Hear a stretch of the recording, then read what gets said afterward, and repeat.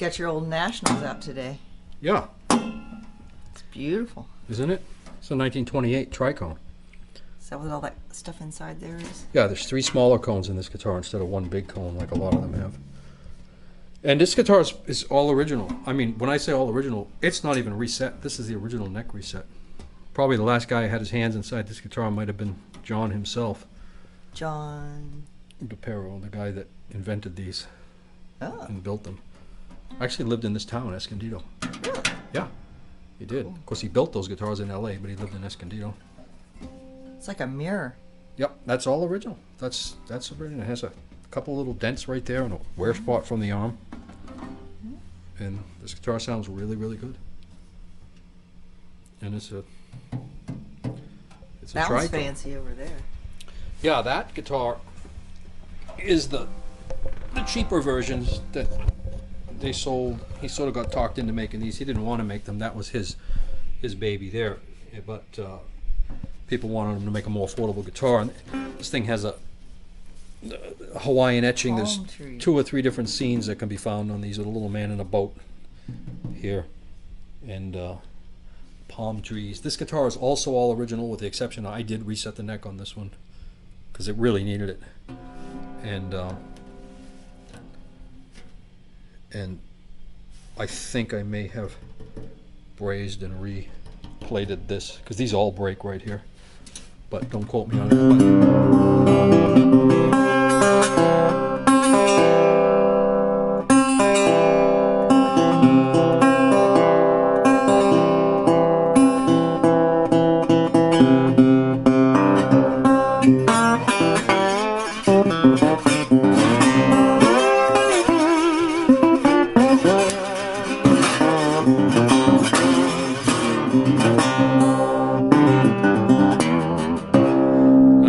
Sound a lot different, especially this one, because some of these earlier style O's were made out of, these were some of the earliest ones were steel, but the intention was for this guitar to be made out of brass. So the earliest brass ones are really, really thin. I mean, the brass is so thin on this guitar, it's scary. And it just gives it like a wafer sound.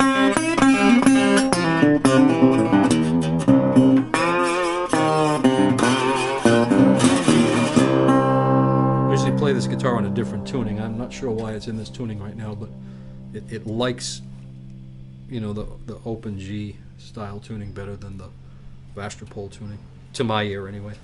But this is a really nice guitar. How come the frets go so far into the body? Isn't that hard to play? Well, you don't really play the frets up there.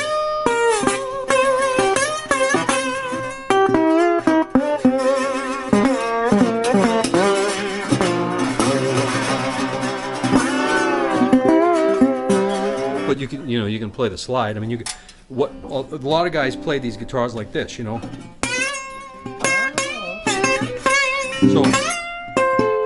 So they could use all these for.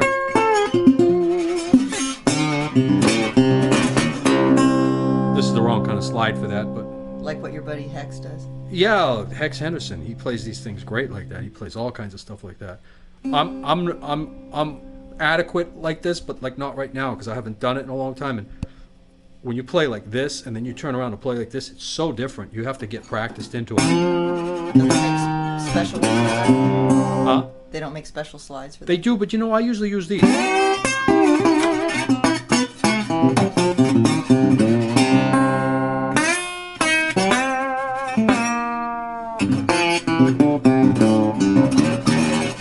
I've got to like. It takes me about 10 minutes to warm up to this versus this because it's so different. What about that ugly one back there? That guitar will probably give you tetanus. It's ugly, all right, but it's a beautiful sounding guitar. Probably my favorite one of them all. This one's a little newer than those. It's 1932. It looks older. Yeah, it's a couple of years newer. This was the cheapest guitar these guys made because it was steel. It was just shit steel. It was no fancy material. Sounds like a dumpster. Sounds like a garbage can. But it's a killer. It's a killer sounding blues guitar. That's like the one that guy was playing on the Playing for a Change. Yeah, he played a different model than this, but it was steel also.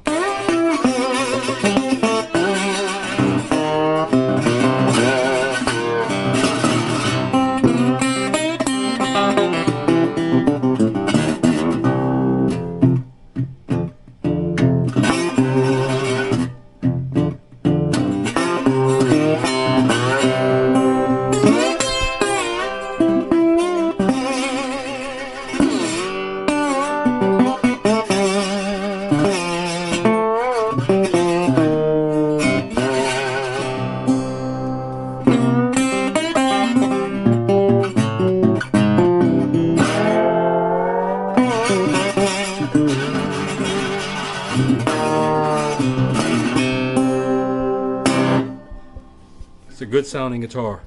Just steel. It's got a killer neck on it. The 1932s have really big necks, and I like big necks. What kind of wood is that? Well, this is like really old growth maple. I mean, you can tell by looking at it. The wood just doesn't look like that from the newer forests, you know. But this stuff was all over the place when they were making these guitars, and some of the necks on these guitars.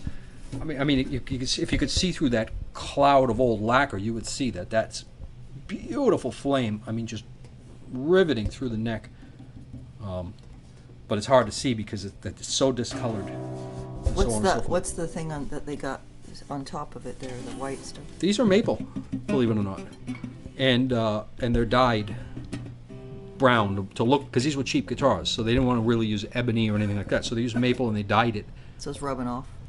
Well, it's rubbing off from playing, because this guitar's been played. I mean, these original frets are burnt right down to the thing. But even still, even as burnt as they are, you know, you can.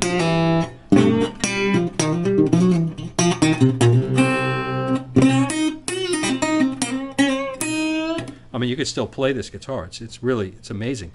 But what they did was, you know. So you can't refret that guitar. I wouldn't. But I mean, if you wanted to dig down into the science of why these and these have that same wood on the fingerboard, why they sound like they sound, and if you change the fingerboard, the guitar's ruined, is because this dye they used had some sort of acid in it.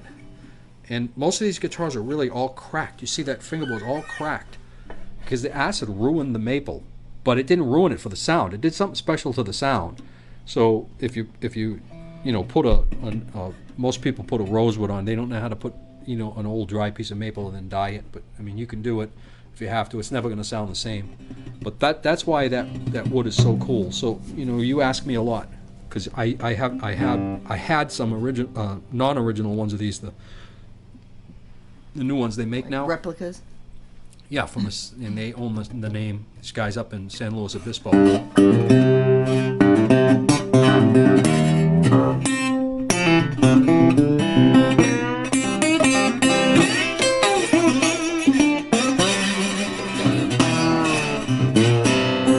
And do they sound like these guitars?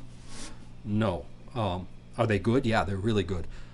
Why did I sell them? I sold them because I bought them to not take these out of the house and play those out. But I don't really do that anymore. So I didn't need them. They're not a tool I need anymore.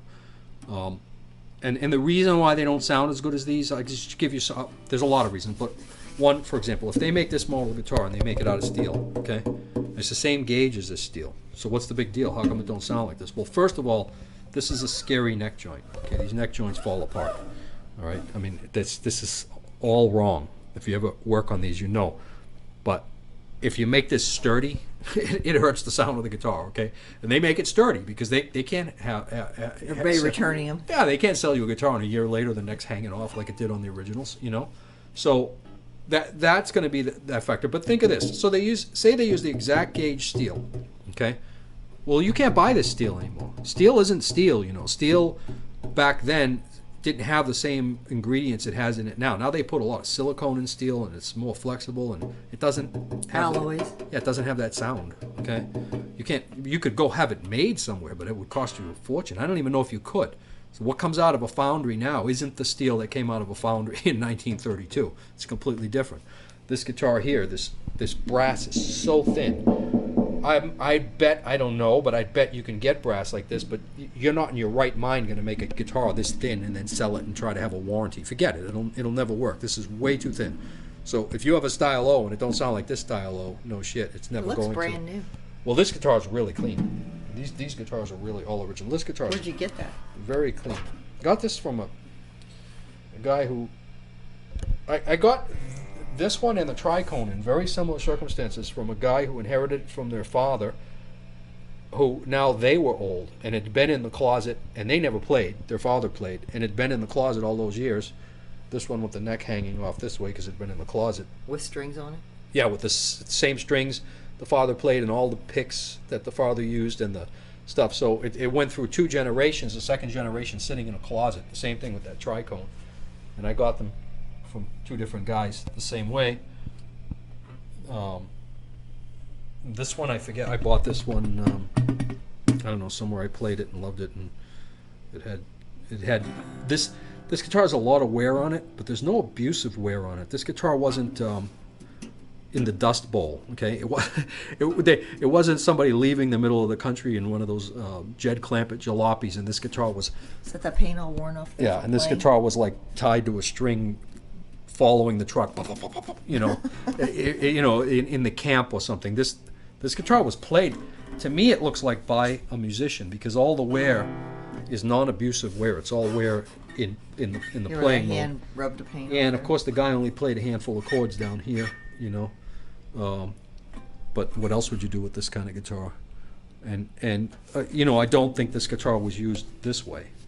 People mostly use for slide. Yeah. Now this guitar was never played like I play it. This guitar, I'll guarantee you, from having all the experience I have. Look at that neck on those original frets. No one ever pressed a note down to a fret on that guitar.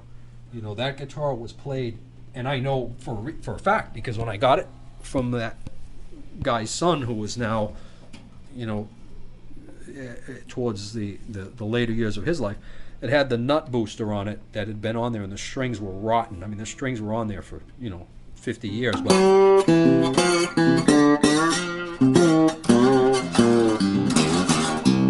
But this is how that guy probably played that guitar.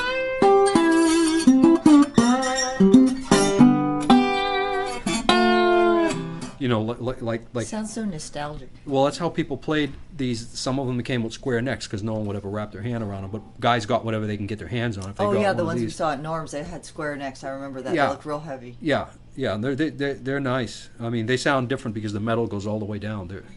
I prefer those for this kind of playing, but. More solid. Yeah, but you can't really pick those guitars up and then, you know. She had a square hand. Yeah, you'd need really a square hand. Yeah, when I saw those, I wondered why were they like that.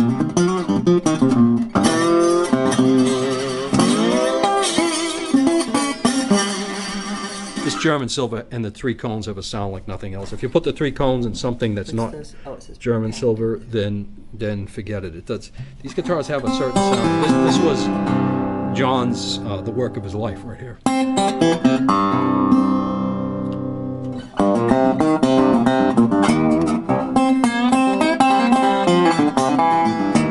This was his first design, you know, that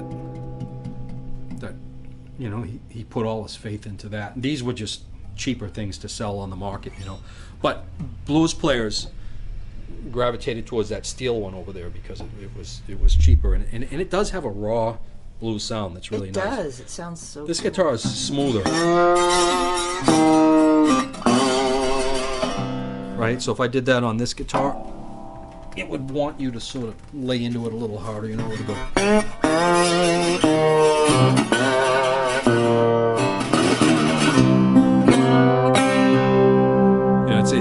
It's a more bluesy guitar. It's very loud. Same exact year, same exact guitar, Rory Gallagher. A lot of people navigated to this. I don't know whether it was by accident or what. This 1932 seems to be the year of this particular Triolian is what it's called. Then there was another one with a steel body that was finished in a Duco finish that had the ebony board. I believe it didn't have this maple board. But that's a little history on these guitars. Maybe you'd enjoy that.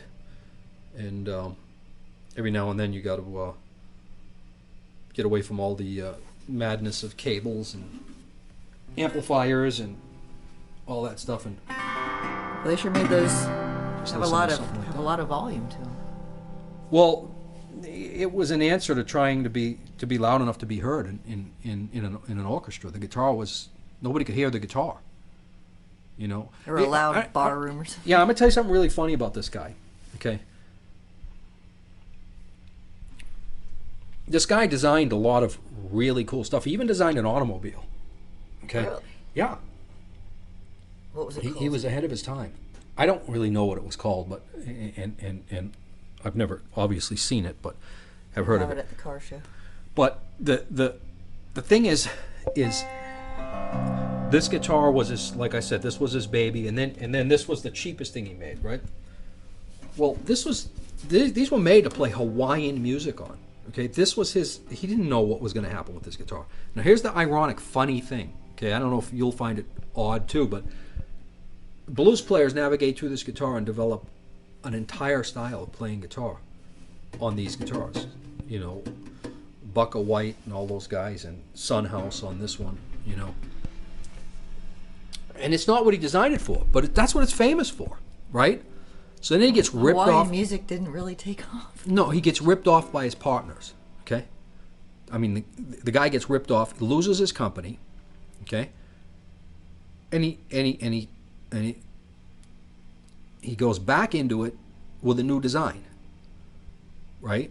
And the new design has a spider cone, a reverse cone. He goes, okay, well I can't use that one because it's patented and they own the patent. So he builds this reverse thing for something completely different. And it becomes the voice of country music. What's that one called? A dobro. Dobro. A dobro guitar has a reverse. The cone hangs. You don't have any of those? I don't, because I don't play that kind of music, and most people play them like this. Although you can play them like this all you want. And a lot of them had wood bodies. And most of them have wood bodies. Huh? Does Hex have one? I'm sure he has a dobro too, but his style would be more the harsher sounding cones. The dobros are sweeter and whinier sounding. But so twice the guy designed by accident a guitar that sort of represents the genre of music, and I find that iconic. Yeah, I find that fascinating. It is. And these guitars like heavy metal slides rather than real pretty sounding glass slides. I save that for electric stuff, you know. But I know that's a little bit about these guitars. Very cool. Peace out.